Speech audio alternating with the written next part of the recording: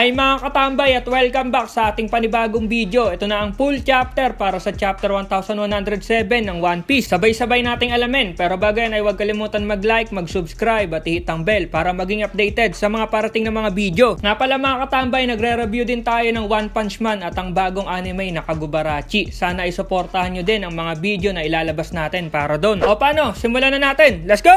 Mag-uumpisa nga ang chapter dito sa mga backup na dumating. Ito nga sila Dory at Brogy. Itong dalawa nga ay mga co-captain ng crew. Tinawag nila itong dalawa pa na giant na kilala din ng mga bida natin. Ito nga sila Oimo at Kashi. Sinabihan nila itong dalawa na isama yung iba pang giants na puntahan yung ibang bahagi ng isla at sirain lahat ng makikita nilang mga barko. Mag-ingat nga din daw sila sa mga kanyon. Umuo naman itong dalawa sa mga co-captain nila. Nakita nga yun ng ibang marines at gulat na gulat nga ang mga ito dahil hindi lang sila Dory at Brogy ang nasa isla, kundi ilang pang mga giant na miyembro ng Giant Pirates ang kasama ng mga ito. Yung maalamat daw na crew ay hindi nila inaasahan na dadating at saan daw ba pumunta o nagtago yung mga yon ng ilang taon. At ito na nga, nag-umpisa na yung mga giant na sirain lahat ng mga barko na makita nila. Tinatalon nga ng mga ito yung mga barko na parang laruan lang. Habang abala nga yung ibang giants ay itong si Usopp nga na nasa taas ay tinitingnan kung ano yung nangyayari sa ibaba gamit yung telescope. Ay nakita niya itong sila Dory at Brogy. At nang makita yun ni Usopp, naluha nga ito at nasabi na yung mga master niya ay nasa isla. Nagtaka siya kasi ano daw ginagawa nung dalawa sa isla. Si Nami naman ay nakita sila Oimo at Kashi. Sinabi pa nito na baka nga daw itong dalawa sinundo sila Dory at Brogy sa Little Garden. Kaya magkakasama sila. Tuwang-tuwa din si Chopper. Sabi naman ni Usopp na siguro nga daw ganon. Nag-aalala nga daw siya na akala niya hindi na nga daw niya makikita yung mga yon sa Elbap. Nagkaroon nga ng konting flashback dito kung paano nakilala at pinagbate ng mga bida natin itong mga giants. Nakita nga ni Edison yung ginagawa ng mga giants sa marine at kilala daw pala ng mga bida natin yung mga giant na yon. Siguro nga daw nagmadali yung mga yon nang marinig yung balita. Natanong nga ni Nami kung paano daw nangyari yon. Sabi naman ni Edison na itong mga marines daw ay kailangan ng maraming hukbo para sa operasyon na yan. Kaya hindi na daw nakakapagtaka na mababalita yan. At kung napunta daw sa balita ay mas napaganda pa daw yon. Sabi nga ni Usopp ay naging malaking balita daw pala itong nangyayari. Kaya pala gano'n na lang daw yung ganap ngayon. Napaluha na nga si Usopp dito kasi nga hindi daw pumunta yung mga giant doon para maghamon ng gera. Pumunta daw yung mga yon para iligtas sila at tulungan na makatakas. Kaya nga daw kailangan na nilang magmadali at mag-prepare para makaalis na doon. Tumunog nga bigla yung Denden Mushi at ang tumatawag na pala ay si Brook. Sinagot nga ito ni Nami at sinabi na nasa na daw sila Brook. Sabi naman ni Brook na malapit na daw, napakalapit na. Kaso nga lang wala na daw silang panahon para magtsaa pa. Binatukan nga siya ni Lilith dahil kailangan nilang huminto. Kapag hindi daw sila nakahinto at bumangga sila doon sa barrier, maluluto daw sila. Kaya siya na yung kumausap kay Nami. Si Brook nga daw ay hindi nag-iisip. Hindi na nga daw nila kailangan mag-easy-easy ngayon. Kaya makinig daw si Nami. Nakatangsin at napunta kay Jinbei na papunta kay Zoro at Lucci. Mukha nga daw masigla yung mga kasama niya. Kailangan na nga nilang maghanda para umalis. Hindi daw ito panahon para maglaban pa. Sa di kalayuan, naglalaban pa nga din itong si Zoro at Lucci. Sinabi nga ni Zoro na napakatibay daw talaga ni Lucci. Pero nagmamadali na daw siya kaya dapat tapusin na yung laban. Sinabi naman ni Lucci na yung mananalo lang daw yung dapat magsalita niyan. Yung mga kasama nga daw niya ay siya na lang yung inaantay. Sa ngayon nga daw siya ang pabigat. Yung mga yun daw ay hindi makakaligtas kapag hindi iniwan si Zoro. Yung pagsuko nga daw nito ay mas okay pa kaysa abutan pa daw nila itong si Zoro na patay na. Sabi naman ni Zoro na mukhang ang iniisip daw ni Lucci ay siya yung may control sa laban nila. Nakatangsin at napunta sa labas. Patuloy pa din ang pag-atake ng mga pasipista sa labas at pinareport nga dito yung isang marines at sinabi nito na mula sa maliit hanggang sa medium size na mga barko ay sinisira nga daw nitong mga pasipista at wala nga daw sign na titigil yung mga yon. Inutos na nga nitong Vice Admiral na si Red King, ito yung maraming baba, na umalis nga daw yung mga maliliit na bangka at pausugin yung mga battleship. Nagumpisa na ngang umatake yung mga battleship at tinatake nito yung mga pasipista. Medyo nangamba na nga dito itong Vice Admiral na hindi daw magandang pangitain to kasi nag-uumpisa na daw silang atakihin yung sarili nilang mga armas na ito nga yung mga pasipista. Nakatulit ang scene at napunta na dito kila Saturn at Vegapunk. Tinawag nga ni Luffy itong si Bonnie at tinanong kung bakit daw ito umiiyak. Sabi naman ni Bonnie na paanong hindi daw siya iiyak. Matagal na nga daw niyang hinahanap itong si Nika. Sinabi naman ni Luffy na bakit daw. Kasama naman na daw siya ni Bonnie matagal na. Tama naman daw sabi ni Bonnie pero hindi daw niya alam na si Luffy si Nika. Napatanong naman si Luffy na kung sino si Nika Nika at sinabi nito na ano daw yung suntok na ginawa ni Bonnie, ang hina daw nun. Sabi naman ni Bonnie na gusto nga daw niyang gumawa ng malaking goma na kamao, katulad na lang daw ng kay Nika, pero hindi daw sapat. Ipakita nga daw nitong si Luffy kung paano gawin yon. Suntukin nga daw niya yang si Saturn ng napakalakas para nga daw kay Vegapunk, at nang makaalis na sila doon, nakita nga ni Luffy si Vegapunk na duguan at gulat na gulat nga to. Neto lang kasi nakita ni Luffy na ganun yung nangyari kay Vegapunk. Sumagot naman si Saturn na wala nga daw sa kanilang mga insekto ang dapat mabuhay pa. Sumagot naman dito si Luffy na mali daw si Saturn at umokay kay Bonnie na yun daw pala yung plano. Sige daw, ganto nga daw dapat sumuntok si Bonnie at nagumpisa na si Luffy sa ataking gagawin niya. Medyo kinabahan na nga si Saturn dito. Sinabi pa ni Luffy na magbabaya daw si Saturn sa pananakit sa mga kaibigan niya. At ito na, isang matinding gam-gam booming Don Gatling yung pinakawala ni Luffy. At ayun, napakadaming malalaking suntok ang sinalo ni Saturn. Hindi lang suntok, balot pa to ng armament. Sa itsura ni Saturn, madudurog na yung mukha nito. Nang makita yun ng mga bida natin, naluha nga si Bonnie. Si Kuma naman nakatingin lang. Si Vegapunk naman ay nakangiti. Lahat ng suntok ni Luffy nasalo lahat ni Saturn at dahil doon tumalsik ito sa sobrang lakas. Pagkatapos tumalsik ni Saturn, nagmadali na sila Franky at sinabihan si Bonnie na tumayo na para makaalis na sila doon. Sabi naman ni Atlas na gumagana pa daw yung hover dahil nasa isla pa daw sila. Inaya na din ni Bonnie si Vegapunk. Sabi naman nito na umalis na daw sila Bonnie doon nang hindi kasama si Vegapunk. Doktor nga daw siya. Kaya alam niya na kung gagalaw daw siya ngayon, mas lalala daw yung mangyayari at baka mamatay pa daw siya. Nagulat nga sila doon sa sinabi ni Vegapunk. Bigla naman lumitaw si Kizaru at sinabi na mamamatay din daw itong si Bonnie at aatakihin na nga nito sila Bonnie, pero biglang sinalag ni Sanji yung laser beam ni Kizaru. Kitang-kita nga kay Kizaru yung pagkagulat sa nangyari. Pati nga si Franky nagulat dahil paano daw nangyari yon? Napigilan ni Sanji yung laser beam. Sabi na lang ni Sanji na yung liwanag daw ay hindi daw kayang hawakan yung kandila ng pagmamahal. Kulit ni Sanji. Sabi naman ni Kizaru na kung totoo daw yan, kailangan ng baguhin yung libro ng physics at gumawa daw ng bago. Tinakas na nga nila Franky at Atlas, sila Kuma at Bonnie papunta doon sa Northeast Port. Sabi nga ni Kizaru na nagmamadali na daw siya. Inaasahan daw ng mga namumuno na daladala na nga daw ni Kizaru yung mga bangkay ng mga bida natin pabalik sa Marine HQ. Pagkatapos daw, tinawanan nga lang ito ni Luffy. At si Sanji naman dito, sinabi na mukhang kailangan na daw magsulat ni Kizaru ng apology letter sa mga yon. Binabantayan nga nitong dalawa si Vegapunk. Doon naman sa tumalsik na si Saturn ay may biglang dumating sa harap nito. Sinabi nung dumating na minsan nga lang daw siya makakakita ng isang Gorosei na nakahandusay. At si Katarina Debon na pala ito. Nagulat din siya at humanga sa powers ni Saturn. Hindi daw siya makapaniwala na itong Gorosei ay bumaba sa lupa at ipakita yung itsura nito sa kanila. At lumapit nga ito doon sa paa ni Saturn. At biglang hinawakan na napasabi ito na mas napadali daw yung trabaho nila at mission complete daw. Kasama nga dito ni Debon si Ban Ogur. Napatanong si Saturn na ano daw bang sadya nila doon sa isla. Nagulat daw si Saturn na itong katulad ni Debon ay magiging sunod-sunuran kay Teach. Tinawanan nga lang ito ni Debon at sinabi na special daw itong si Teach. Napasabi naman si Saturn na katulad na lang daw ng lineage nito. Sabi naman ni Debon na alam din daw pala yon ni Saturn. Sabi nga ni Saturn na yung crew nga daw nila ay lagi na lang may binabalak. Ngayon nga daw ano ang plano nila. Sinagot naman yon ni Ban Ogur na yung mundo nga daw. Pagkatapos nun, bigla na lang inatake ni Saturn yung dalawa pero naka-teleport na pala sila. Nagtaka nga si Saturn kung saan pumunta yung dalawa. Sa labas nga ay andito sila Debon at Ogur. Sabi nga ni Ban Ogur na umalis na daw sila. Sabi naman ni Debon na nasa isla pa din daw sila. Ba't hindi daw layuan ng konti nitong si Ban Ogur yung teleport? Sagot naman ni Ban Ogur dito ay hindi pa nga din daw niya na mamaster yon. Sa di kalayuan ay may biglang tumatakbo. Napansin nga yon nung dalawa at si Caribou pala yung dumating. Binati nga niya itong si Debon at si Ban Ogur. Hindi nga daw siya makapaniwala na makikita niya yung dalawa sa isla. Isa nga daw siyang pirata na ang pangalan ay Caribou. At hinahanap nga daw niya itong mga to. Matagal na. Naglayag nga daw siya dahil